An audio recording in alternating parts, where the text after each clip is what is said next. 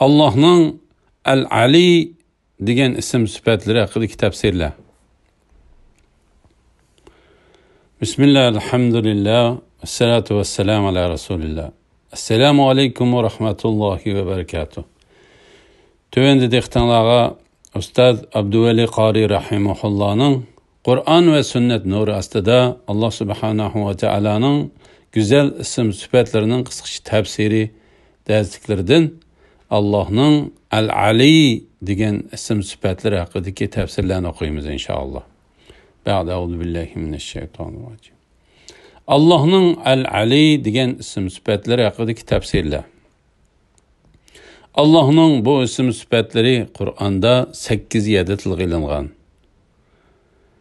Sure Hac 62. ayetida tercümesi Allah'ın bulutdan yağmur yağdırıp berdiganligini, şunun bilen ziminni yeşil zarlıqqa aylandırdiganligini ko'rmadingmi? Allah hakikaten en mehribandır, hammadan xabardardır. El-Ali, Ali mertebe egisi ki, alemde bu mertebeden üstün turdigan mertebe yok demektir. Hakiki alilik, mutlak El-Ali sübti fakat Allah subhanahu ve teala xastır. El-Ali'nin lügat manisi Ali mertebelik degan mazmunni bildirdi. Mahlukatlar içinde periştiler birinci derecelik Ali mahlukatlar hesaplandı. İnsan ve hayvanlardan ve başka mevcudattan Ali hesaplandı. Lekin bula hakiki Ali bulanmaydı. Çünkü bula bir-birisiga nispeten Ali deb hesaplandı. Hakiki Ali bo'lgan zat yegane Allah subhanahu ve teala'dır. Bendiler Ali sübtiga ega bo'lish uchun qanday qilish kerak? Allah subhanahu ve teala insonni mukarram qilib yaratdi.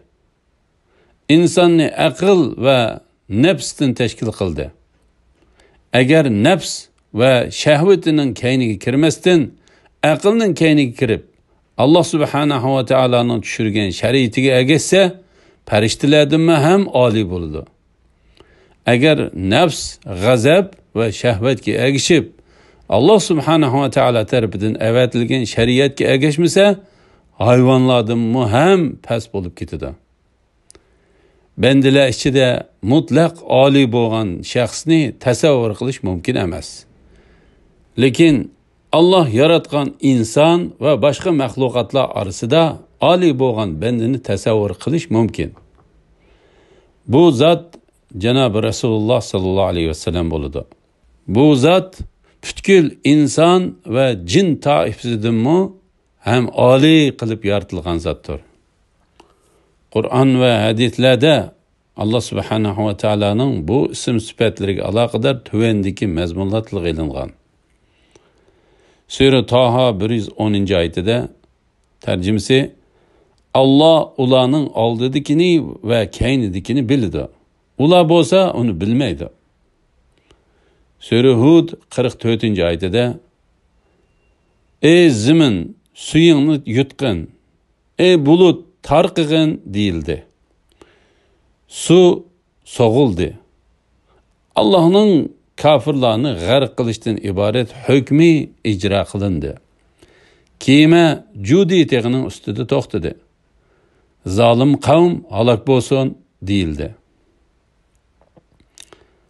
Sura Ma'arij 4. ayetida tercümesi farishtalar ve ruh yani Cibril Allah'a şundak bir kunda o'rlaydi ki onun uzunluğu 50.000 yıl keladi. Elhamdülillah. Yukarıda Ustad Abduveli Qari Rahimahullah'ın Kur'an ve sünnet nuru astida Allah subhanahu ve teala'nın güzel isim sıfatlarının kısıkça tefsirleri derslerinden Allah'ın El-Ali sıfatının tefsirini anıldığınlar. Ahirini keyin qitimliq o'qishimiz davomlashtiramiz inşallah. Ve sallallahu ala Muhammed ve ala alihi ve sahbihi ve sellem. Esselamu aleyküm ve rahmetullahi ve berekatuhu.